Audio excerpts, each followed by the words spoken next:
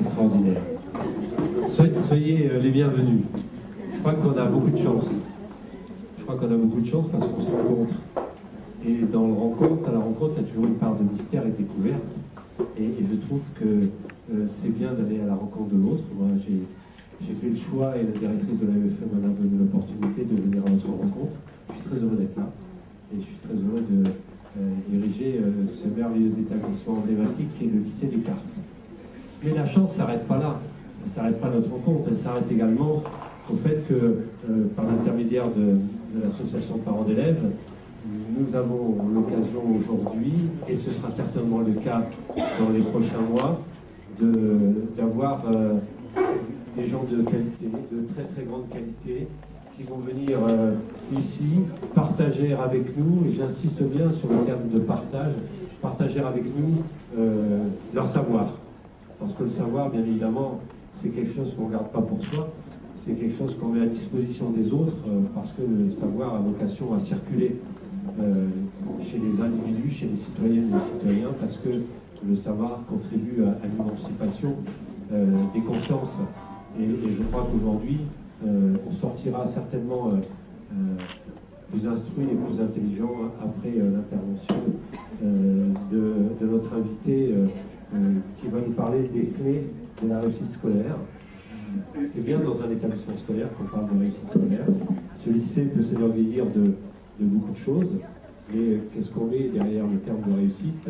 C'est un concept suffisamment vague mais extrêmement précis par ailleurs qu'il faut qu'on se mette d'accord sur ce que l'on entend par réussite scolaire. Alors, je vais peut-être, puisqu'il a souhaité venir ici, laisser dans quelques instants la parole à notre conseiller culturel, M. Raoul Duguet, mais si mon cher Raoul, et mais peut-être avant cela à votre présidente qui se démène beaucoup, je tiens à vous le dire, pour faire en sorte que l'association vive et qu'elle vive intelligemment. Voilà, merci.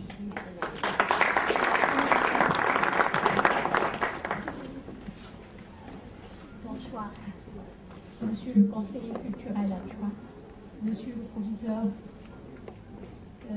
Mesdames et Messieurs les professeurs parmi nous, chers parents, merci d'avoir répondu présent à notre invitation. Je voudrais tout d'abord remercier Monsieur le proviseur de nous avoir permis d'organiser cette conférence débat dans cette belle salle. Chers parents, notre désir à tous est la réussite scolaire de nos enfants. Nous essayons tant bien que mal les accompagner durant toute leur scolarité afin qu'ils réussissent et bien. Certes, la responsabilité incombe au corps enseignant, au staff administratif, mais aussi aux parents.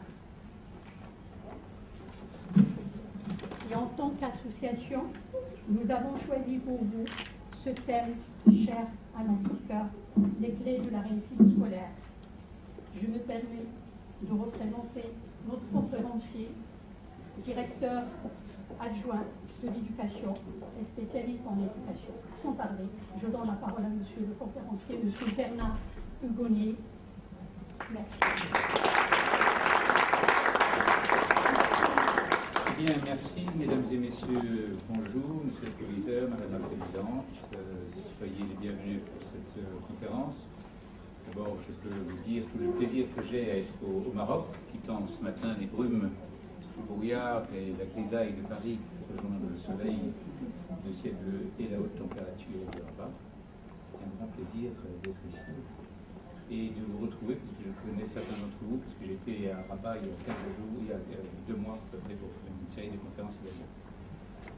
Alors, je vais parler des clés de la réussite scolaire, puisque c'est un problème qui travaille toutes nos autorités. Vous savez très bien qu'en France, par exemple, nous avons un nouveau gouvernement, et ce gouvernement s'est empressé de nommer une haute autorité, puisque M. Pignon est lui-même professeur de philosophie, comme ministre de l'Éducation, ce qui est bon signe.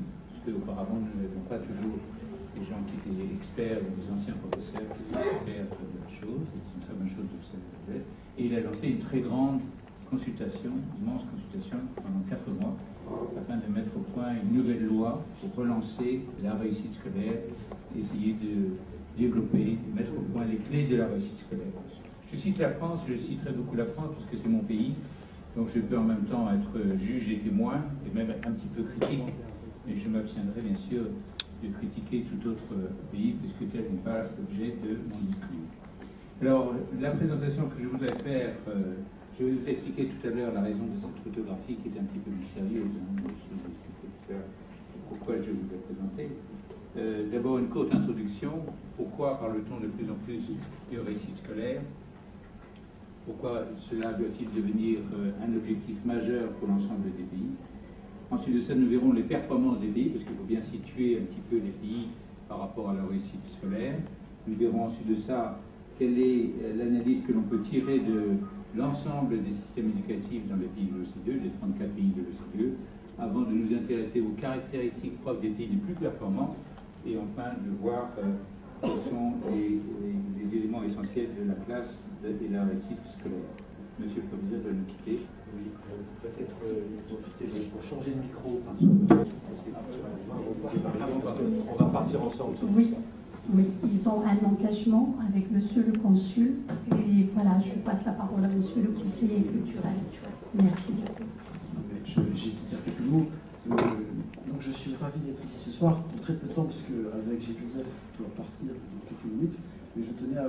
J'ai beaucoup entendu parler de vous, je souhaitais avoir le plaisir de vous rencontrer, donc je le fais devant l'assistance. Moi, très vite, très brièvement, la problématique de la réussite scolaire, elle est évidemment au cœur de l'évolution de nos établissements à l'étranger, notamment au Maroc. Elle est au cœur de l'ensemble de la problématique pédagogique en France comme dans tous les pays de l'OCDE. C'est pour ça que je pense que là, vous avez vu le programme que vous avez annoncé, de quoi nous parler de choses extrêmement intéressantes.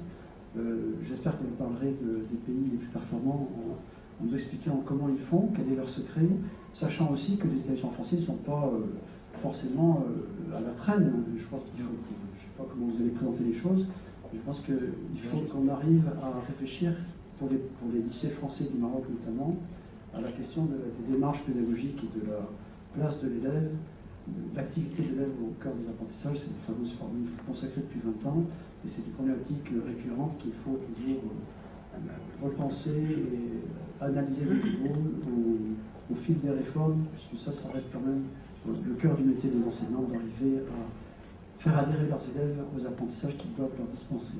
Donc merci M. Denier d'être parmi nous, et ravi de vous rencontrer. Et je suis désolé, j'ai été éclipsé dans un quart d'heure plus tard, et je vais essayer d'écouter le début de votre conférence. Et merci. Merci beaucoup pour ce mot agréable. Merci. Bonne conférence.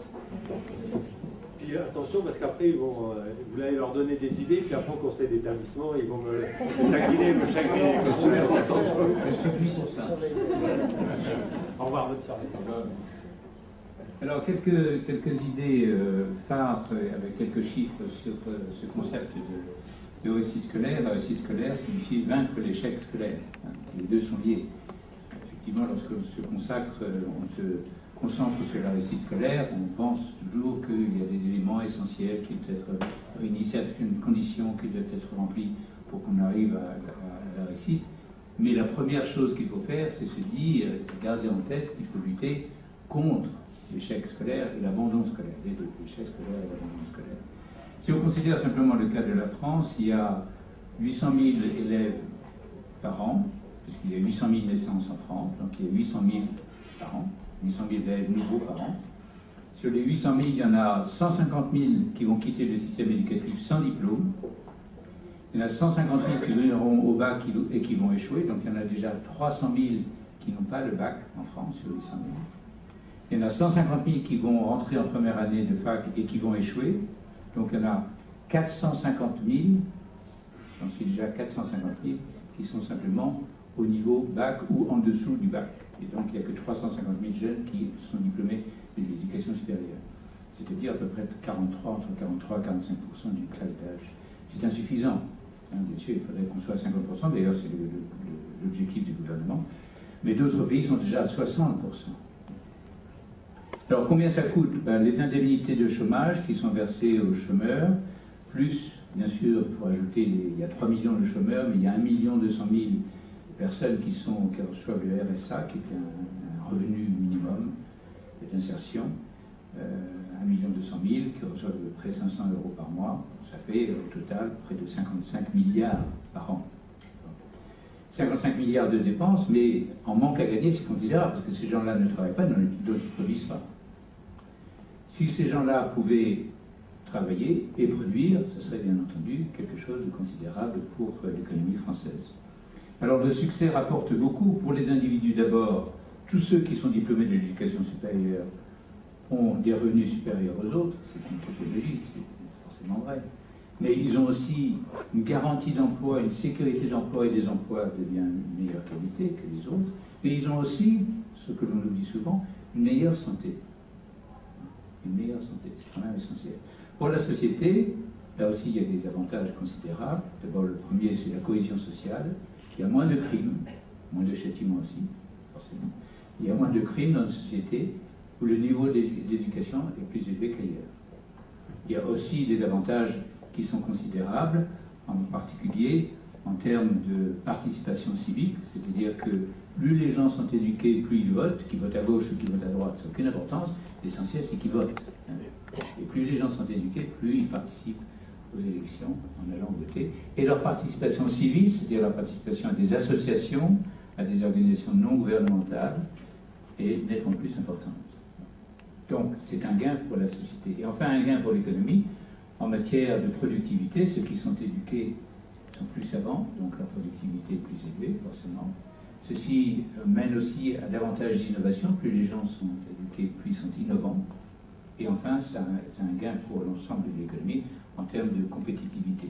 Et d'ailleurs, si vous faites une corrélation entre l'échelle de compétitivité qui est donnée par le World Economic Forum en Suisse, d'une part, et les performances dans le paysage, dont j'ai parlé tout à l'heure, mais vous avez déjà entendu parler, vous apercevez qu'il y a une très forte corrélation, près de 9, 0,9. Donc c'est une très forte corrélation. C'est-à-dire que les pays qui sont les plus performants en matière d'éducation sont les pays les plus compétitifs, et inversement. La France est à peu près au milieu, on est à peu près à la 20e position, on est juste à la moyenne dans PISA. Quels seraient les avantages si, imaginez une seconde, qu'on pourrait donner une année d'éducation supplémentaire aux jeunes Français? C'est comme ça qu'on fait le calcul à l'OCDE. Une année d'éducation supplémentaire. Ça coûte très cher, ça coûte 6% du PIB. Et c'est une dépense que vous n'avez qu'une fois, parce que ça dure qu'une année. Et le rapport, le retour sur investissement, c'est aussi 6%. Mais ce n'est pas 6% une fois, c'est 6% pour toujours. Au bout de 5 à 10 ans, vous allez engranger 150 milliards de plus, 6% du PIB de plus par an. C'est considérable. Si vous adjoignez à ça le fait que vous aurez moins de chômeurs, vous aurez des 55 milliards de dépenses en moins. Donc, pourquoi ne fait-on pas ces investissements-là? Une question. Réfléchissez à ceux qui connaissent peut-être les chiffres du Maroc, réfléchissez à cette même problématique pour voir un petit peu, d'autant plus qu'au Maroc, comme on le sait, si en France vous avez 100% des jeunes qui sont à l'école et qui finissent en règle générale l'école à l'âge de 16 ans et ils vont au-delà, un grand nombre au-delà comme j'ai expliqué, au Maroc il y a un grand nombre